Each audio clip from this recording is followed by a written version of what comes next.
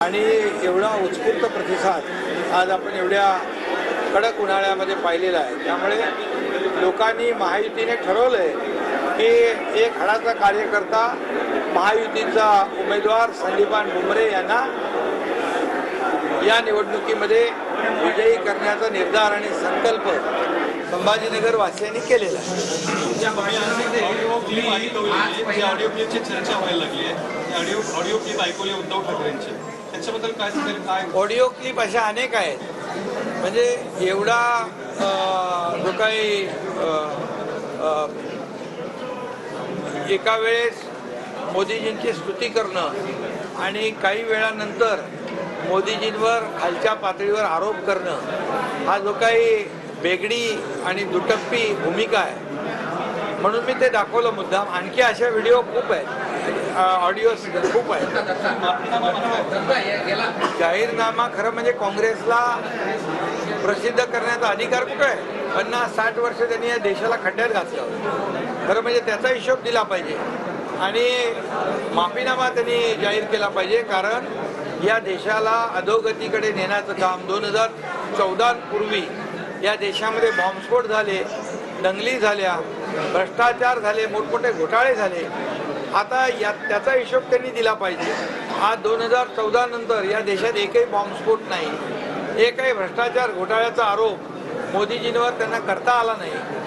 हा फरक आहे आणि त्यामुळे लोकांनी आता ठरवलेलं आहे या अबकी बार जे काय मोदीजींनी संकल्पाने निर्धार केले आहे 400 पार, आणि फिर एक बार मोदी सरकार म्हणून जे आज सगळ्यांनी ठरवलंय की या देशाला पुढे न्यायचं असेल, या देशाला विकासाकडे न्यायचं असेल, या देशाला प्रगतीकडे न्यायचं असेल, हा देश महासत्तेकडे न्यायचा असेल तर मोदींशिवाय पर्याय नाही।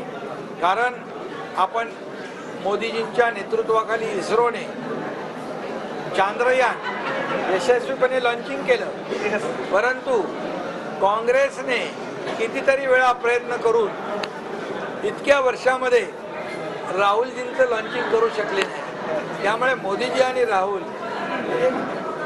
त्या व्हिडिओवरून तुम्ही सरडा अशी उपमा दिली आणि यापूर्वी असं सरडा सरडे तर असतातच, ते रंग बदलतात ना, पण एवढ्या फास्ट रंग बदलणारा सरडा पहिल्यांदा होईल। ते रोज आरोप करतात मुख्यमंत्र्यावर, देवेंद्रजींवर, मोदीजींवर, अमित शाह साहेबांवर, सगळ्यांवर एकमेव त्यांचा अजेंडा आहे आरोप करणं, दिशाभूल करणं, लोकांमध्ये संभ्रम निर्माण करणं।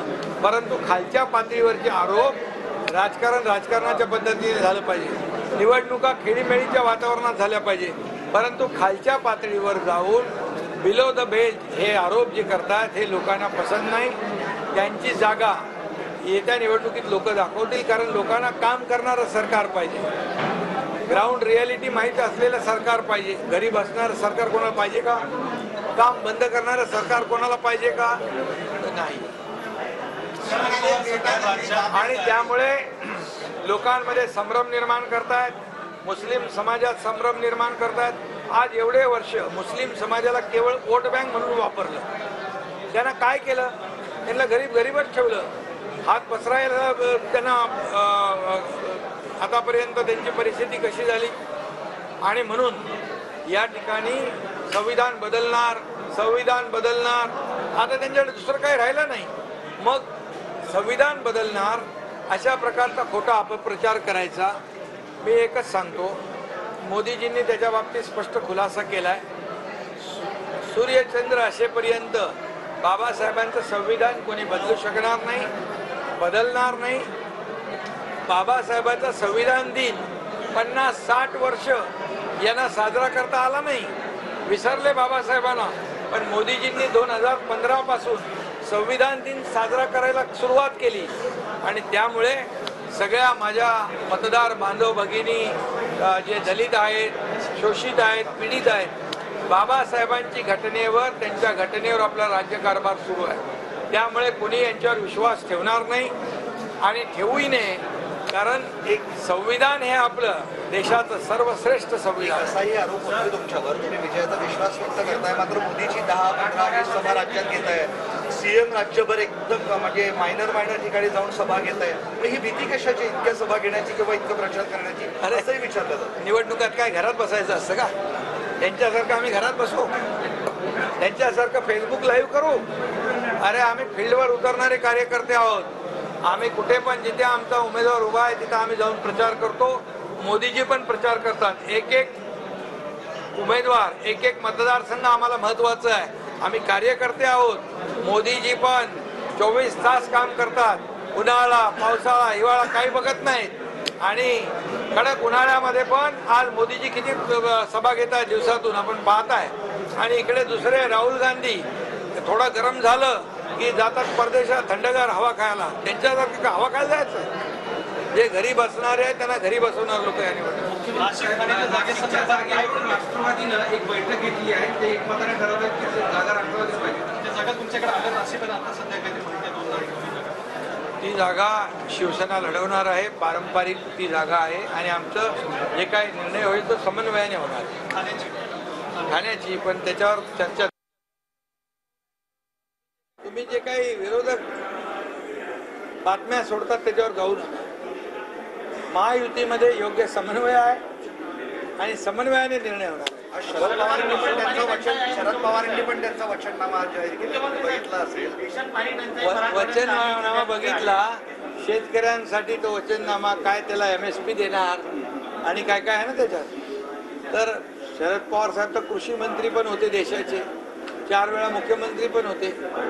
मग ती अशी वेळ का आली शेतकऱ्यांवर? शेतकऱ्यांना खऱ्या अर्थाने आता बरं 2.5 वर्षामध्ये त्यांच्याकडे सरकार होतं. आज गेल्या 2 वर्षामध्ये 2 वर्षही झाली नाही. शेतकऱ्यांना दिलेला मोबदला बघा. आतापर्यंतच्या इतिहासामध्ये कधी एवढे पैसे दिले नाही. सगळे नियम, अटी, शर्ती आम्ही बदलल्या. 15,000 कोटी अतिवृष्टी, अवकाळी, गारपिटीला दिले. टोटल 35,000 कोटी योजना. 6,000ची मोदी साहेबांची योजना, त्यात 6,000 आम्ही घातले. 1 रुपयात पीक विमा योजना दिली. असे अनेक निर्णय आम्ही घेतले. त्यामुळे सगळ्यात जास्त शेतकऱ्यांच्या मागे उभं राहणार सरकार आमचं आहे. बरंच नुकसान झालंय. जिथे भीषण पाणी टंचाई आहे, जिथे दुष्काळ आहे, तिथे नुकसान झाले अवकाळी आणि गारपीटमुळे, तिथे सर्व विभागीय आयुक्त, कलेक्टर, मुख्य सचिव यांना सूचना मी दिलेल्या आहेत. निवडणुका येतात जातात पण शेतकऱ्याला आम्ही वाऱ्यावर सोडणार नाही. त्यांचे पंचनामे होतील, त्यांना तात्काळ नुकसान भरपाई मिळेल, मोबदला मिळेल. जिथे पाणी टंचाई ते टँकरने पाणी मिळेल, चारा मिळेल, कुठेही काही कमी पडणार नाही. या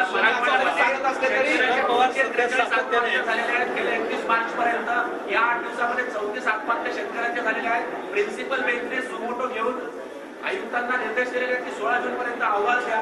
तुमचा काय दिशा नाही, याच्यामध्ये आत्महत्या ही खरं म्हणजे दुःखद घटना आहेत, दुर्दैवी घटना आहेत. शेतकऱ्यांना आमचं नेहमी आव्हान असतं की आत्महत्यापासून आपण दूर राहा. कारण सरकार जे आहे, आज 1 रुपयात पीक विमा योजना दिली आपल्या सरकारने. 6,000 रुपये मोदी साहेबांच्यात आणखी 6,000, 12,000 रुपये आपण टाकले.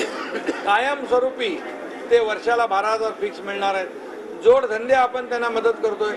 त्यामुळे शेतकऱ्यांनी आत्महत्या करू नये अशा प्रकारची नम्र विनंती आणि आव्हान आम्ही त्यांना केलं. शरद पवार सातत्याने महाराष्ट्रात प्रचार करताना नरेंद्र मोदीवर टीका करतायत. सरकारवरती सुद्धा की हे खोटारडे आहे. कोण घोटाळले? पंतप्रधान नरेंद्र मोदींना मग पवार साहेबांनी काय अगोदर काय काय जी वक्तव्य केलेली आहे ती वक्तव्य पण बाहेर येतीलच ना. खोटा कोण आणि खरा कोण? मोदीजींना खोटं बोलायची गरजच नाही. मोदीजींनी जो वचननामा दिला तो पूर्ण केला आहे. म्हणून तर लोक आज देशातले त्यांच्या पाठी आहेत. फक्त आता मोदी गॅरंटी चालते, बाकी गॅरंटी फेल आहे. महायुतीचे संभाजीनगरचे उमेदवार पाटील यांनी माघार घेतली. त्यांनी असं म्हटलंय की मला इतिहास सांगितलं होतं, त्यामुळेच मी तयारी करतो. ते आपल्या उमेदवाराचं काम करतील, महायुतीच्या उमेदवारासोबत काम करतील आणि महायुतीच्या उमेदवाराला निवडून आणण्यासाठी ते सहकार्य करतील. वंचित बहुजन आघाडीनं इथला जो उमेदवार दिला होता असे उमेदवाराला माघारी घेतलेला आहे आणि ते आता काय आता माहित नाही. ते मी आतापर्यंत साधू संतांचा अपमान झाला, पण आता मात्र साधू संतांचा हा आशीर्वाद दिला. आणि साधू संतांचा अपमान, हे सगळे महानुभव पंथाचे लोक आहेत, अगोदरच्या वारकरी संप्रदायाचे लोक आहेत, अगोदरच्या सरकार